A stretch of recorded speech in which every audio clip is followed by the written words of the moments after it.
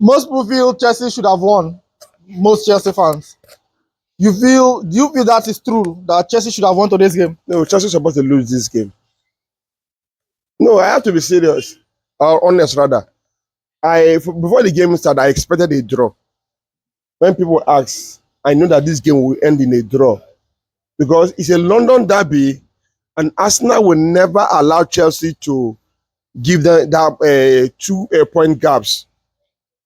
So I know that it's going to end in a draw.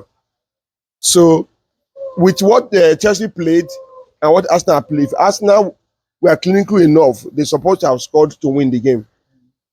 If you watch the game first, Chelsea actually, I think one shot on target. Arsenal was supposed to win the game, but I think they were unlucky. That's why they need a striker.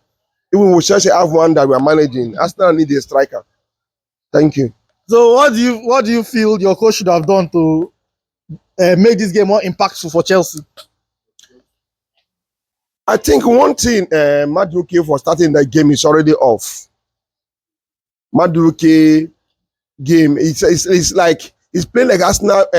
Arsenal, in fact, like Arsenal, because he's on today. Next 2 times he's off. So it's the real name meaning of Arsenal.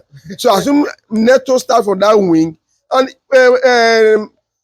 this guy Modric played well in the midweek. He was supposed to start him. This Neto instead of Madueke, and he will have a better game.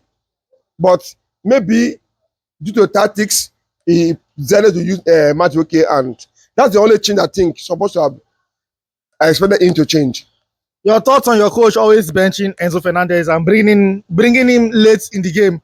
No, I think it's a tactics game. He's trying to just like in the Arsenal team of that pair defenders of Gabriel and with this guy Saliba. I think that's what he's trying to pair. But the issue is that Fernandez have the way of distributing ball. That is his quality. We know that Casedo is the best in EPL for in position, but Pierre is trying to pair if that would be able to break Arsenal front attack, because they have a very good attack, but unfortunately it didn't work. We have been told I did not say this. Okay. We have been told that Cole Palmer do not perform in big games. Yeah, it's true. It's true. It's not. It's a fact. Look at Man City. Look at Liverpool. Look at Man U. Today again. So I think it's, why that's where people prefer Saka to him. If you want to be a top player, these are games that you prove yourself. Even if even if it's a quality assist you make, like what he did some weeks ago. So, but with all the top games, he hides. So that's where it is. So it's a fact. So don't you think that's where the tactical error comes in from your coach?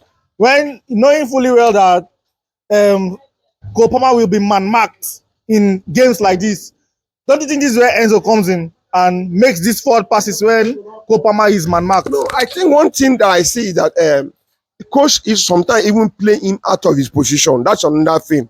Cole Palmer like to drop down to carry ball and move and make move for players, so that Adam as with the ball, but he pushing him too more forward. It's not helping his kind of play. If you put him in the right wing again, he also move with the ball very well. But today, if you part a few games, the position he's giving him is also not helping the guy. So I think that's another thing. But maybe it's a tactics that he's trying to change.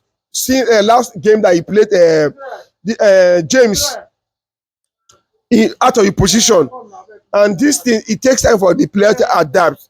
I know that coaches try to change players. Look at Mikel was not a defensive midfielder before, but Mourinho changed him. Look at Drogba was not a striker; he was a defender. He became a top striker. Look at this guy currently playing for Barca.